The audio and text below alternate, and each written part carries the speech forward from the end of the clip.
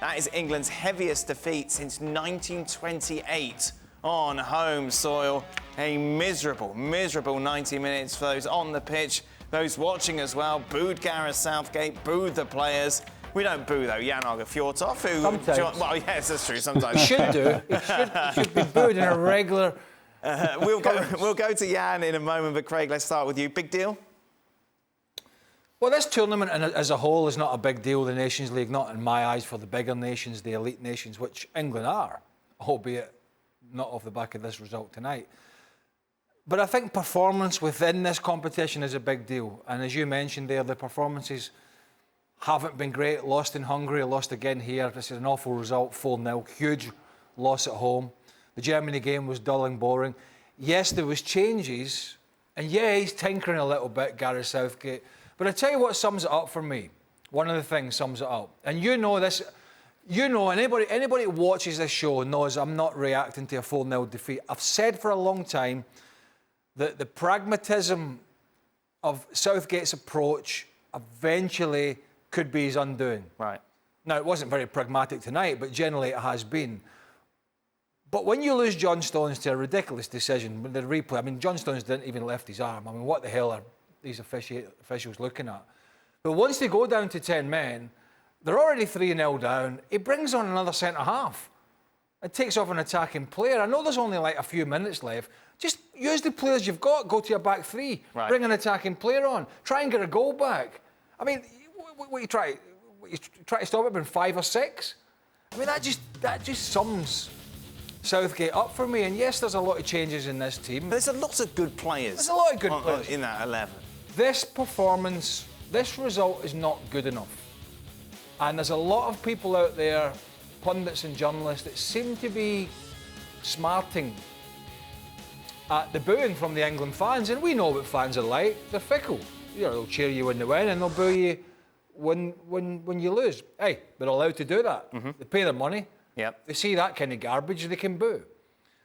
But Southgate has got money in the bank in terms of his job. Yeah, he's not going. They're not going to change. There are there's already people out there saying, "Oh, is he going to stay? Is he going to go?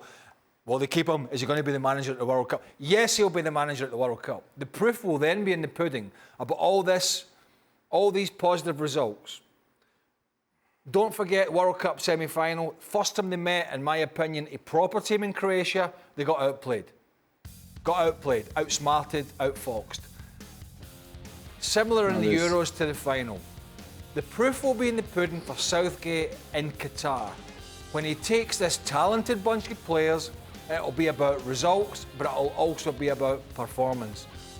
And my question would be, can he not get more out of this group of players than what he's getting in terms of the product on the field? This is interesting, Jan, because you kind of spin it in both ways, can't you? Given what Craig has said, how inspiring they've been, particularly going forward. What, just the one goal in these 4 matches, and that was a Harry Kane penalty. When you look at all that attacking quality that he has at his disposal, or you could say, end of a long season, glorified friendlies, these mean nothing.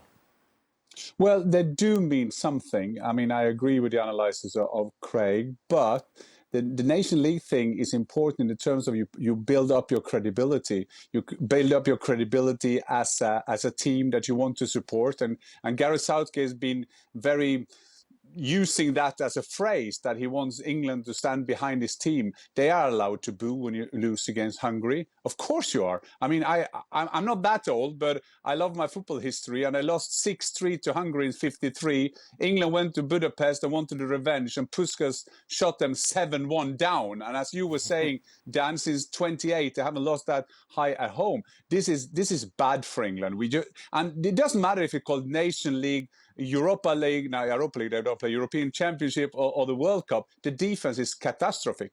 I mean, you have to sort that out, or you don't have to go to Qatar, because you have no chance in the world with that kind of defense. And another thing is that England now could go down from this group. They could be relegated. That's what Nation League is all about. And then the next time they will have Nation League, they will have weaker opposition, which is not good for England when they will want to play the best team like they've done now with Germany and Italy. So Gareth Southgate, he can do all the explanation. Yes, the players are tired, of course they are, but you should not lose against Hungary. Salah, the guy who scored the 2 first goals, he plays for Freiburg in the Bundesliga. This year, he has scored quattro, and today he scored 2 against England.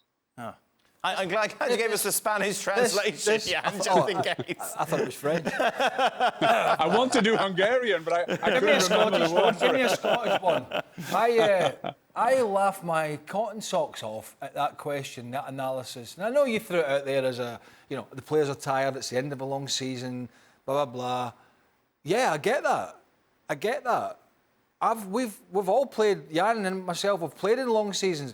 And why we wouldn't say it publicly, we've played in these mini tournaments, friendlies at end of the season. We really don't want to be playing in them. Right. You're tired and you'd rather be on a holiday. But guess what?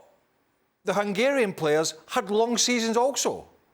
So please let's not use the tiredness as an excuse, because a lot of tired players around the world at the moment playing football that they shouldn't really be playing. But that's a bigger, deeper, broader subject. But let's not say. And then they'll be up the other side. Well, the Hungarians were up for it more because they're playing against England, as if for some big thing that's going to be knocked off the top of the cliff is some success. Maybe there is a little bit of that, but England had some newbies in the team that would also be super excited to be playing for England at home, trying to impress the manager with a World Cup coming up. That's an inspiration. So I mean, let's just see it for what it is. England were atrocious. And Southgate's got a big problem about the balance about his team. What's his best centre-half pairings? Who's his best right-back? There's a few good right-backs. Who's the best one?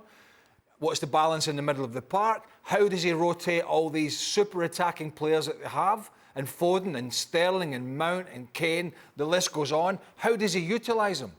These are good headaches to have, but they are headaches. And big headaches for him if he doesn't get it right.